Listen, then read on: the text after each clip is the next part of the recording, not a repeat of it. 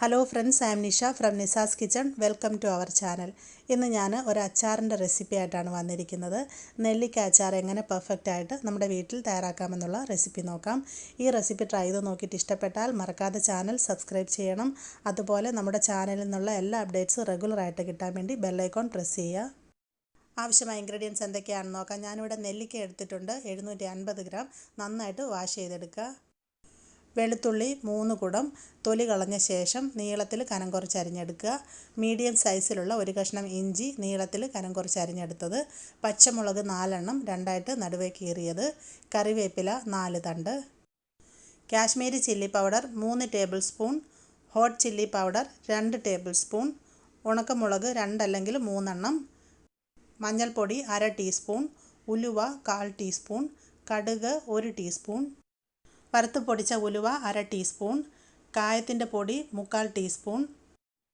വിനാഗിരി 75 മില്ലി. വെളിച്ചെണ്ണ അല്ലെങ്കിൽ നല്ലെണ്ണ ആവശ്യത്തിന്. ഉപ്പ് ആവശ്യത്തിന്. ഇനി തയ്യാറാക്കുന്ന വിധം നോക്കാം. ആദ്യമായിട്ട് നമുക്ക് നെല്ലിക്ക ആവി കയറ്റിയെടുക്കണം.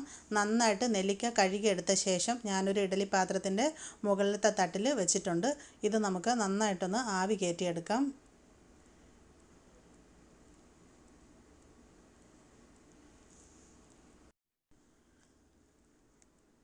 ഇപ്പം നമ്മുടെ നെല്ലിക്ക ആവിയിൽ നന്നായിട്ട് വെന്ത് വന്നിട്ടുണ്ട്.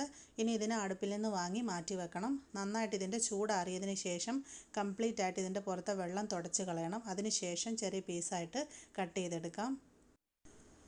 നെല്ലിക്ക ഞാൻ നന്നായിട്ട് തുടച്ച് വെള്ളം റിമൂവ് ചെയ്തിട്ട് ചെറിയ പീസായിട്ട് കട്ട് ചെയ്തെടുത്തിട്ടുണ്ട്. ഒരു നെല്ലിക്ക നമുക്ക് 6 പീസായിട്ട് കട്ട് ചെയ്തെടുക്കാം. നെല്ലിക്കയുടെ പുറത്തുള്ള ആ ലൈനിനനുസരിച്ച് കട്ട് ചെയ്ത് ആ ഒരു വലിപ്പത്തിൽ കട്ട് ചെയ്തെടുത്താൽ മതിയാവും. നമുക്ക് അച്ചാർ ഉണ്ടാക്കാനായിട്ട് തുടങ്ങാം. അതിനായിട്ട് ഞാൻ നോൺ സ്റ്റിക്കിൻ്റെ ഒരു ചീനച്ചട്ടി സ്റ്റൗവിൽ വെച്ചിട്ടുണ്ട്. ഇതിലേക്ക് നമുക്ക് വെളിച്ചെണ്ണ അല്ലെങ്കിൽ നല്ലെണ്ണ ഒഴിച്ചു കൊടുക്കാം. അച്ചാർ ഉണ്ടാക്കാനായിട്ട് ഏറ്റവും നല്ലത് നല്ലെണ്ണ ഉപയോഗിക്കുന്നതാണ്. കാരണം നല്ലെണ്ണയിൽ ഉണ്ടാക്കുമ്പോൾ അച്ചാർ കുറേ നാൾ കേടുകൂടാതിരിക്കും.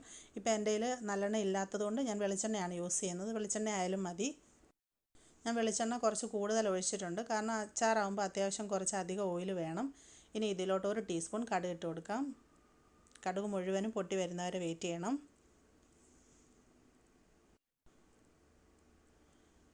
ഇപ്പോൾ കടുക് മുഴുവനും പൊട്ടി തീർന്നിട്ടുണ്ട്. ഇതിലോട്ട് നമുക്ക് ഉലുവ ചേർക്കാം. ഒരു 1/4 ടീസ്പൂൺ ഉലുവ മതിയാവും. കാരണം നമ്മൾ ഇതിലേക്ക് വറുത്ത് പൊടിച്ച ഉലുവ പൊടി കൂടെ ആഡ് ചെയ്യുന്നുണ്ട്. കൂടിപ്പോയാൽ അച്ചാറിനൊരു കയ്പ്പ് ടേസ്റ്റ് വരും. ഉലുവയും നന്നായിട്ട് മൂത്ത് വന്നിട്ടുണ്ട്. ഇനി ഇതിലോട്ട് നമുക്ക് അരിഞ്ഞു വെച്ചിരിക്കുന്ന വെളുത്തുള്ളി ചേർക്കാം. ഇവിടെ കിട്ടുന്ന വെളുത്തുള്ളി കുറച്ച് വലുതായതുകൊണ്ട് ഞാൻ 3 കുടം വെളുത്തുള്ളിയാണ് എടുത്തിട്ടുള്ളത്. നാട്ടിൽ കിട്ടുന്ന ചെറിയ ടൈപ്പ് ആണെങ്കിൽ ഒരു 4 കുടം എടുക്കാം. ഇനി ഇതിലോട്ട് അരിഞ്ഞു വെച്ചിരിക്കുന്ന ഇഞ്ചിയും പച്ചമുളകും കൂടെ ചേർക്കാം. കുറച്ച് കറിവേപ്പില ചേർക്കാം. കറിവേപ്പില ഉണ്ടെങ്കിൽ കുറച്ച് കൂടുതൽ ചേർത്താൽ നന്നായിരിക്കും.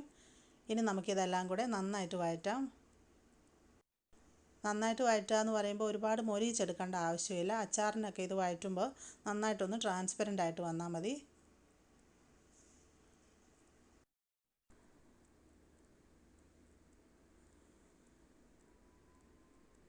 ഇപ്പോൾ ഇഞ്ചിയും വെളുത്തുള്ളിയെല്ലാം നന്നായിട്ട് സോഫ്റ്റായി വന്നിട്ടുണ്ട്.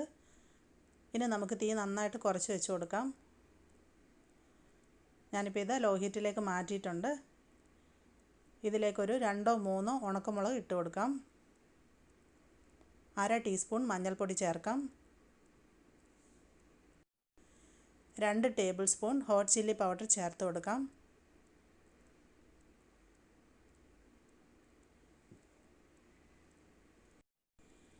ഇനി നമുക്ക് ഇതിലോട്ട് കാശ്മീരി ചില്ലി പൗഡർ ഒരു 3 ടേബിൾ സ്പൂൺ ചേർക്കാം. ഇതിന് എരിവ് കുറവായിരിക്കും. നല്ലൊരു റെഡ് കളർ അച്ചാറിന് കിട്ടാൻ വേണ്ടിയിട്ടാണ് കാശ്മീരി ചില്ലി പൗഡർ കൂടുതൽ ആഡ് ചെയ്യുന്നത്. ഇനി നമുക്കൊരു 3-4 മിനിറ്റ് ലോ ഹീറ്റിലിട്ടിട്ട് ഇതിനെ നന്നായിട്ട് വഴറ്റണം.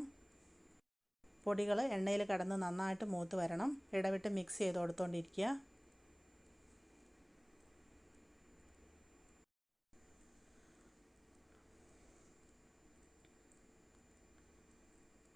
ഇപ്പോൾ പൊടികളെല്ലാം എണ്ണയിൽ കിടന്ന് നന്നായിട്ട് മൂത്ത് വന്നിട്ടുണ്ട്. ഇതിൻ്റെ ഒരു റോസ് സ്മെല്ലൊക്കെ മാറി വന്നിട്ടുണ്ട്. ഇനി അടുത്തായിട്ട് ഇതിലേക്ക് നമുക്ക് വിനാഗിരി ചേർക്കാം. നമ്മൾ എടുത്തു വച്ചിരിക്കുന്ന വിനാഗിരിയിൽ നിന്ന് നമുക്കൊരു 50 മില്ലി ഇപ്പോൾ ചേർത്ത് കൊടുക്കാം. പിന്നീട് പുളി നോക്കിയിട്ട് അവസാനം ആവശ്യമാണെങ്കിൽ വിനാഗിരി ചേർത്താൽ മതിയാവും. നന്നായിട്ട് മിക്സ് ചെയ്യാം. ഇതൊന്ന് നന്നായിട്ട് തിളച്ച് വരണം.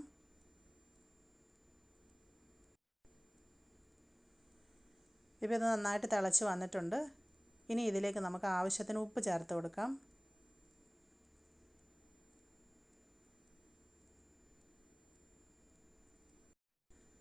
നന്നായിട്ട് ഇളക്കി യോജിപ്പിക്കാം.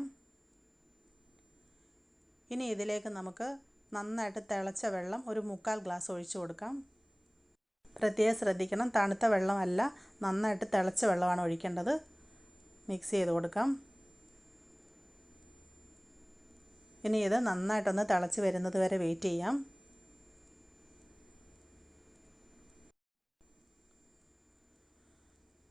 ഇപ്പോൾ ഇത് നന്നായിട്ട് തിളച്ച് വന്നിട്ടുണ്ട്. ഒരു 2-3 മിനിറ്റ് ഇതിനെ നന്നായിട്ട് തിളയ്ക്കാൻ അനുവദിക്കണം. നമ്മൾ വിദേശത്തേക്കൊക്കെ കൊടുത്തു വിടാനായിട്ട് ഉണ്ടാക്കുന്ന അച്ചാറാണ്. കുറച്ചധികം നാൾ സൂക്ഷിച്ച് വെച്ചിരിക്കേണ്ടതാണെങ്കിൽ ഇതിലോട്ട് വെള്ളം ചേർക്കുന്ന ഈ സ്റ്റെപ്പ് ഒഴിവാക്കാം. എണ്ണയും വിനാഗിരിയും മാത്രം മതിയാവും. ഇനി ഇതിലോട്ട് നമുക്ക് വറുത്ത് പൊടിച്ച ഉലുവ 1/2 ടീസ്പൂൺ ചേർക്കാം. കായത്തിൻ്റെ പൊടി ഒരു 3/4 ടീസ്പൂൺ ചേർത്ത് കൊടുക്കാം. നന്നായിട്ട് ഇളക്കി യോജിപ്പിക്കാം. ഇനി അടുത്തായിട്ട് ഇതിലോട്ട് നെല്ലിക്ക ചേർക്കാം. നമ്മൾ നെല്ലിക്ക ആവിയിൽ പുഴുങ്ങിയെടുക്കുമ്പോൾ ഇതിൽ ധാരാളം വെള്ളം കാണും. അപ്പോൾ ഇത് മുറിക്കുന്നതിന് മുമ്പ് നന്നായിട്ട് വൃത്തിയുള്ള കോട്ടൺ തുണി വെച്ച് നെല്ലിക്ക തുടച്ച ശേഷം വേണം കട്ട് ചെയ്യാനായിട്ട്. ഒട്ടും വെള്ളം ഉണ്ടാകാൻ പാടില്ല. ഇനി ഇതിനെ നന്നായിട്ട് മിക്സാക്കി കൊടുക്കാം.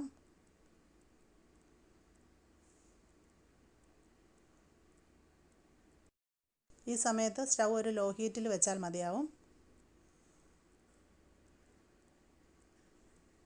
ഞാനിപ്പോൾ ഇത് നന്നായിട്ട് മിക്സ് ആക്കിയിട്ടുണ്ട്. നമുക്കിതിനെ ലോ ഹീറ്റിൽ ഒരു 2 മിനിറ്റ് വെച്ചിരിക്കാം. ഇപ്പോൾ 2 മിനിറ്റ് കഴിഞ്ഞിട്ടുണ്ട്. വീണ്ടും ഒന്നും കൂടെ മിക്സ് ചെയ്ത് കൊടുക്കാം. ഈ സമയത്ത് ഇതിൻ്റെ ഉപ്പും പുളിയൊക്കെ നോക്കണം. ഇപ്പോൾ ഉപ്പും കുറവാണ്, കുറച്ച് പുളിയുടെയും കുറവുണ്ട്. അപ്പം നമുക്ക് ഇതിലോട്ട് വിനാഗിരി ഒഴിച്ചു കൊടുക്കാം. നമ്മൾ ഈ സമയത്ത് വിനാഗിരി ഒഴിക്കുമ്പോൾ രണ്ടാമത് ആഡ് ചെയ്യുമ്പോൾ തിളപ്പിച്ചാറിച്ച വിനാഗിരി ആയിരിക്കണം. ഞാനിപ്പോൾ ഒരു 50 മില്ലിയും കൂടെ വിനാഗിരി ചേർത്തിട്ടുണ്ട്. ടോട്ടൽ ഇത് ഒരു 100 മില്ലി നമ്മൾ വിനാഗിരി ചേർത്തു. ഇതിലോട്ട് കുറച്ച് ഉപ്പും കൂടെ ചേർത്ത് കൊടുക്കാം. ഉപ്പിൻ്റെയും കുറവുണ്ട്. ഈ സമയത്താണ് നമ്മൾ ഉപ്പും പുളിയൊക്കെ അഡ്ജസ്റ്റ് ചെയ്യേണ്ടത്. വീണ്ടും നന്നായിട്ട് മിക്സാക്കി കൊടുക്കാം. നന്നായിട്ട് ഇളക്കി യോജിപ്പിച്ചതിന് ശേഷം മറ്റൊരു 2 മിനിറ്റും കൂടെ നമുക്കിതിനെ ലോ ഹീറ്റിൽ വെച്ചിരിക്കാം.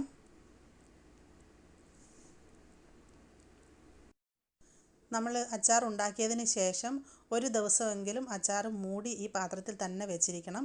അതിന് ശേഷം പിറ്റേ ദിവസം ഉപ്പും പുളിയൊക്കെ നോക്കുമ്പോൾ ചിലപ്പോൾ പോരാതെ വരും. അപ്പം നമുക്ക് വീണ്ടും അഡ്ജസ്റ്റ് ചെയ്യേണ്ടി വരും. പിന്നീട് തണുത്ത ശേഷം എപ്പം നമ്മൾ അച്ചാറിലേക്ക് വിനാഗിരി ചേർത്താലും തിളപ്പിച്ചാറിച്ച വിനാഗിരി ഒഴിക്കാൻ ശ്രദ്ധിക്കണം. അല്ലെങ്കിൽ അച്ചാർ പെട്ടെന്ന് കേടായി പോകും. ഇപ്പോൾ 2 മിനിറ്റ് കഴിഞ്ഞിട്ടുണ്ട്. ഒന്നുകൂടെ മിക്സ് ചെയ്ത് കൊടുക്കാം. ഇനി നമുക്ക് സ്റ്റൗ ഓഫ് ചെയ്യാം. അച്ചാർ നമ്മൾ ഉണ്ടാക്കിയതിന് ശേഷം ഒരു 2-3 ദിവസമെങ്കിലും കഴിഞ്ഞിട്ട് വേണം സെർവ് ചെയ്യാനായിട്ട്. അപ്പോഴേക്കും ഇതിലേക്ക് നന്നായിട്ട് ഉപ്പും പുളിയൊക്കെ പിടിച്ചു വരും. അതുപോലെ തന്നെ നമ്മൾ അച്ചാർ സൂക്ഷിക്കുന്നത് ഒട്ടും വെള്ളമില്ലാത്ത, നനവില്ലാത്ത എയർ ടൈറ്റ് ആയിട്ടുള്ള കണ്ടെയ്നറിലായിരിക്കണം. അതുപോലെ തന്നെ നമ്മൾ അച്ചാർ എടുക്കുമ്പോൾ എപ്പോഴും ഒട്ടും നനവില്ലാത്ത സ്പൂൺ കൊണ്ട് വേണം എടുക്കാനായിട്ട്. അങ്ങനെയാണെങ്കിൽ കുറേ നാൾ അച്ചാർ നമുക്ക് കേടുകൂടാതെ സൂക്ഷിക്കാം. അപ്പോൾ എല്ലാവർക്കും ഈ അച്ചാറിൻ്റെ റെസിപ്പി ഇഷ്ടമായിട്ടുണ്ടെന്ന് കരുതുന്നു. മറക്കാതെ ട്രൈ ചെയ്ത് നോക്കുക. ഞാൻ നേരത്തെ പറഞ്ഞ പോലെ തന്നെ വിദേശത്തേക്കൊക്കെ കൊടുക്കാനായിട്ട് ഉണ്ടാക്കുമ്പോൾ ഇതിൽ തിളച്ച വെള്ളം ഒഴിക്കുന്ന സ്റ്റെപ്പ് ഒഴിവാക്കിയിട്ട് കുറച്ച് ഓയിൽ കൂടുതൽ ഒഴിച്ച് ചെയ്താൽ മതി. അങ്ങനെ ഓയിൽ കൂടുതൽ ചേർക്കുന്നില്ല എന്നുണ്ടെങ്കിൽ ഒരുപാട് ഇത് ഡ്രൈ ആയിട്ടിരിക്കും. കുറച്ച് ഗ്രേവി കൂടുതൽ കിട്ടാനാണ് നമ്മൾ തിളച്ച വെള്ളം ഒഴിച്ചിട്ട് ചെയ്യുന്നത്. നമുക്ക് വീട്ടിലൊക്കെ സൂക്ഷിക്കാനാവുമ്പോൾ ഇതുപോലെ തിളച്ച വെള്ളം ഒഴിച്ചിട്ട് ചെയ്താലും മതി. അപ്പോൾ കേടാവാതിരിക്കാനായിട്ട് 2 ആഴ്ചയ്ക്ക് ശേഷം ഇത് ഫ്രിഡ്ജിലാക്കി ടൈറ്റ് കണ്ടെയ്നറിൽ അടച്ച് സൂക്ഷിച്ചാൽ മതി. Thank you.